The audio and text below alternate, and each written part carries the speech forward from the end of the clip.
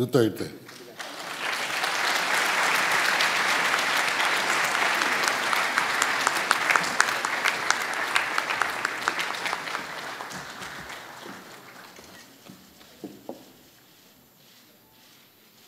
Thank you. Kindly sit down.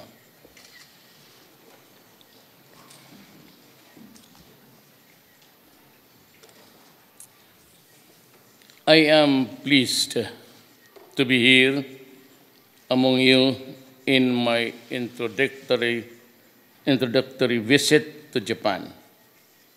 At the outset, I wish to underscore that stronger economic ties with Japan has been and will continue to be a priority for the Philippines.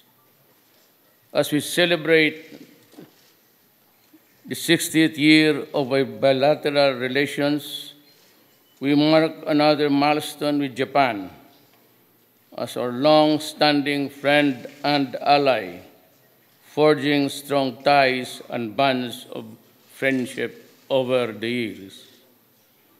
We look to Japan as a steady fulcrum in our regional engagement as the Philippines' first and only bilateral free trade partner to date.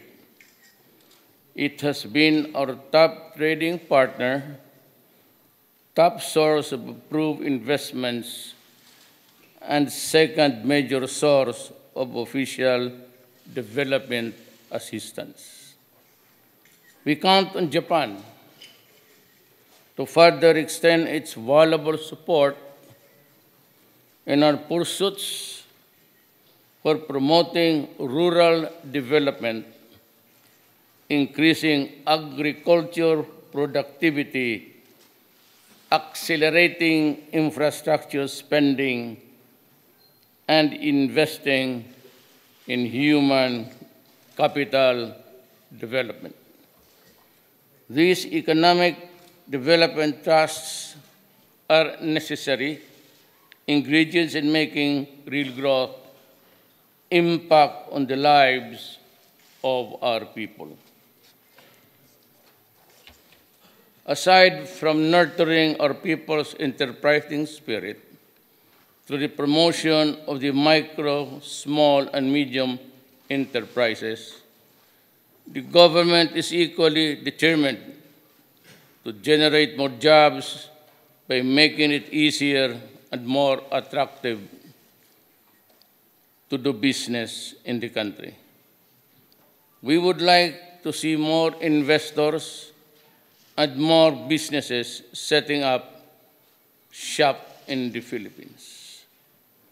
At present, we are putting in place policies aimed at ensuring stability in the macroeconomic policies, increasing competitiveness, improving ease of doing business, increasing spending in crucial infrastructure, and investing further in the human capital development. By cultivating an environment conducive for business, we are confident that more Japanese businesses will follow and go to the Philippines. Also crucial in our entire effort for economic development is the need to ensure peace and security in our country. In this light, we appreciate Japan's role in the peace-building efforts in Mindanao that is geared towards attainment of a more peaceful life for our country and the ending of vicious cycle of poverty and conflict. Complementarily, we also need to decentralize growth through agriculture development, particularly in the rural areas which are more dependent on agriculture, like Mindanao, that produce the country's top agricultural exports, such as bananas, pineapples, coconut, and tuna. We must likewise pursue improved connectivity through the infrastructure development projects. Japan has the corresponding capacity to be our reliable partner in all its resources, expertise, and technical know-how. More than just making a dent in improving poverty statistics, these incentives are deliberately aimed to closing the inequality gap in the country development noticeable in the levels of urban and rural development. With all our fresh effort and renewed commitment, these are the challenges that we certainly are capable of addressing and collectively surpass along a strong determination to make meaningful changes in the lives of our people, their communities, families, and themselves. I would like to add a few statements in my address to you because I know that it is also what is in everybody's mind. You know, I went to China for a visit, and I would like to assure you that all there was economics. We did not talk about arms. We did not talk about stationing of troops. We do not. We avoided talking about alliances, military or otherwise. What happened really there was just a few platforms where investments could come in. You know, historically, we only have this short window in our dealings with China. With my visit, we hope that the window would come to a better light and bigger than as usual so that we can trade freely. And this is something also with my announcement that pursuant to our Constitution, it's Article 7, unfortunately I am old, I forgot the article, but it's Section 7, which says that the Philippines is mandated by the Constitution to adopt an independent foreign policy. I would like to make it clear to everybody that we do not pick quarrels with our friends and neighbors. But to me, it is high time that the President stands up to its dignity as a people. And there's always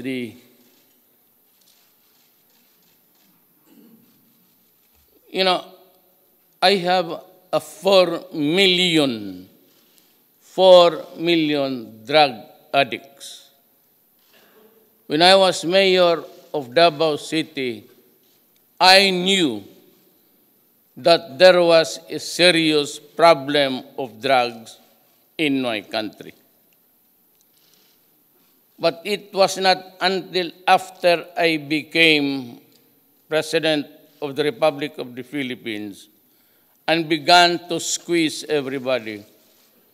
And the reality was there. I'm sure you said on TV, it was blown internationally, that there were hundreds of thousands every day surrendering. From the original figure of 3 million, I reckon that by the end of this year, I would have breached the 4 million mark. It seems that some countries did not realize the gravity of the offense. And so I declared war because of the enormity of the factors. And to think that the basic unit which is the barangay, then it's the municipality, the city, the province, the regions, and the country.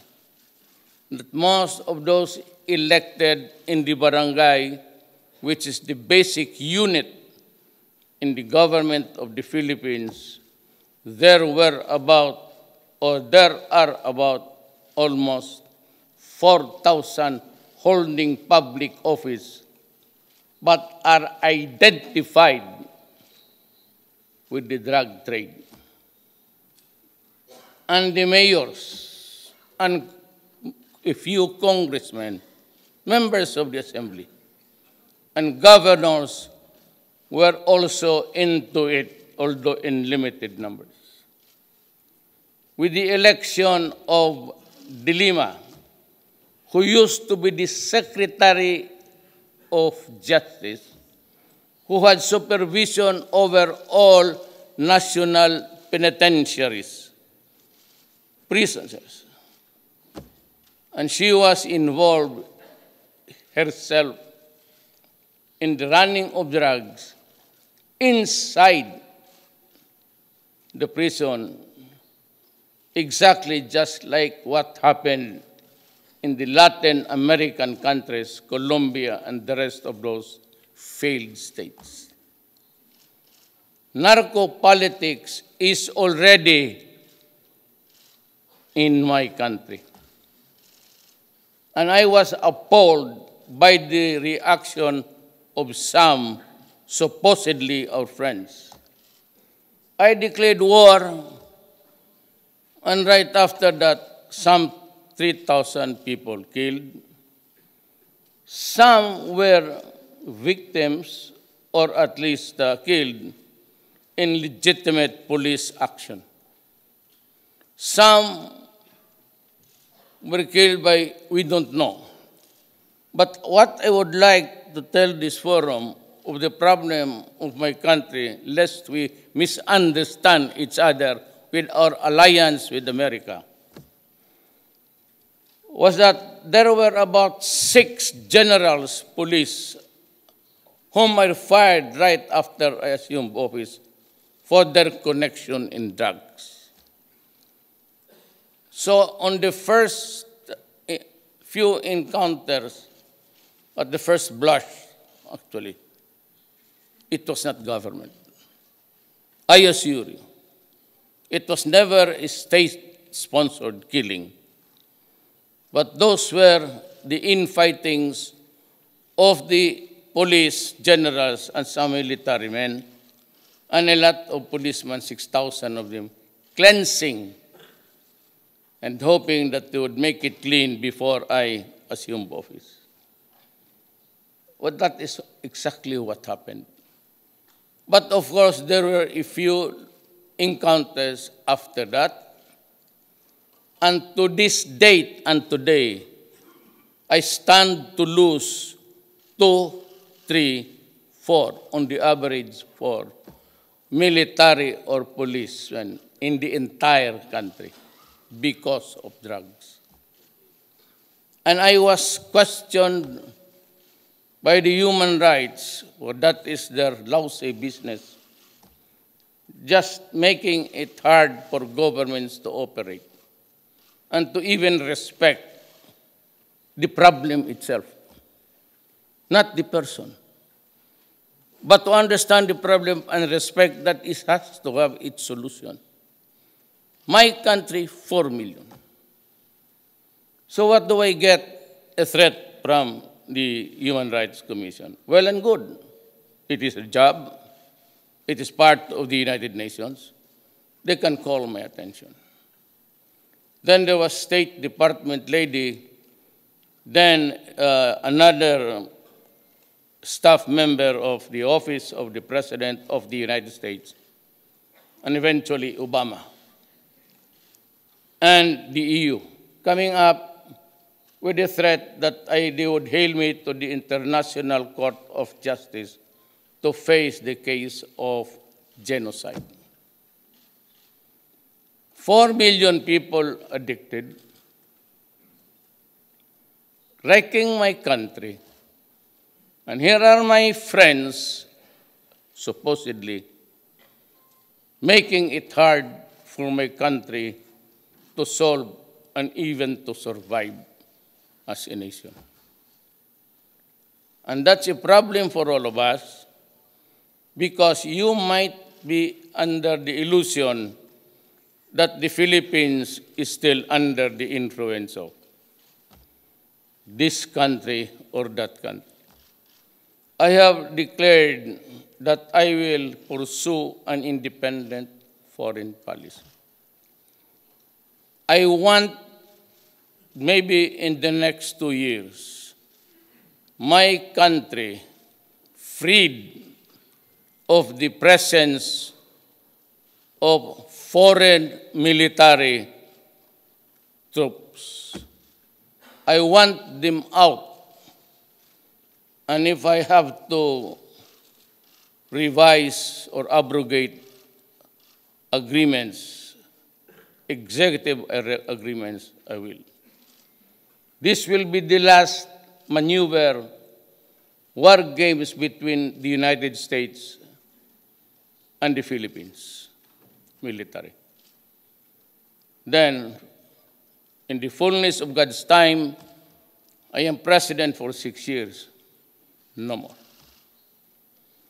I want to be a friend to China. I do not need the arms. I do not want missiles established in my country.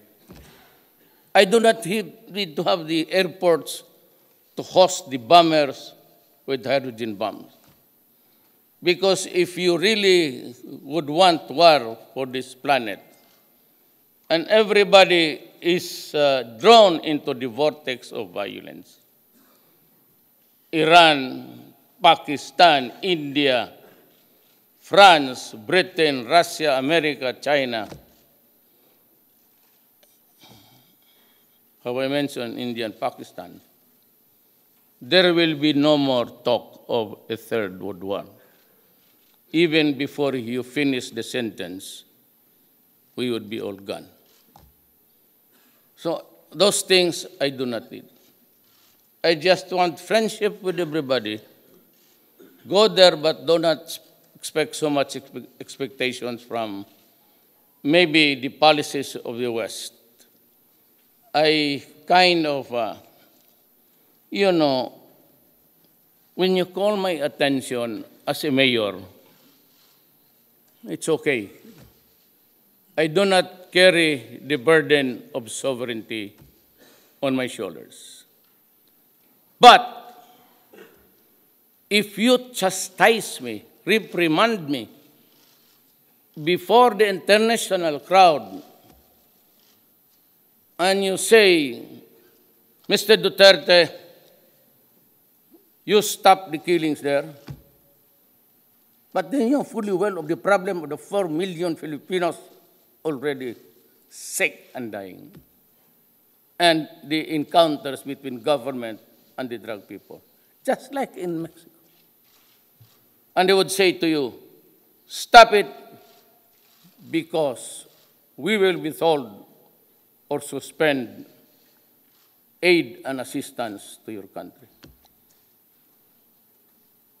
You know, it's like saying, I am a dog on a leash, and said, if you do not stop biting the criminals, we will not throw the bread right under your mouth.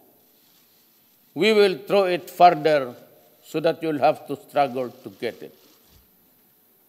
That is what America wants me to be. A dog barking for the crumbs of their favor. And so I said, it's a great country. It has helped us in so many ways in the past. But you know, and you must know, that we were also under a colony of America for 50 years, and they lived on the fat of my land. Let us be clear on that.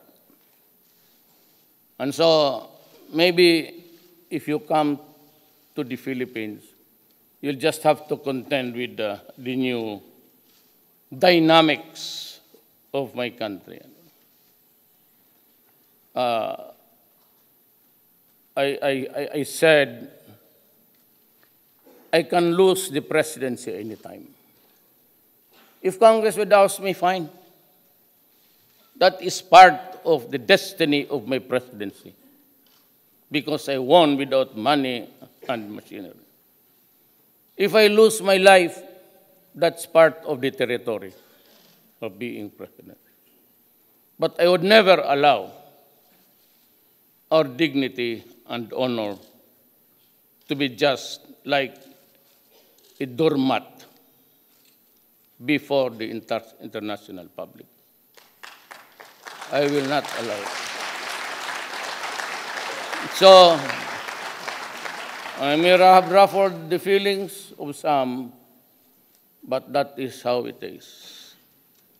We will survive. Without the assistance of America, there may be a lesser quality of life. But I said, we will survive. And if there is one thing I would like to prove to America and to everybody, is that there is such a thing as the dignity of the Filipino people. Thank you.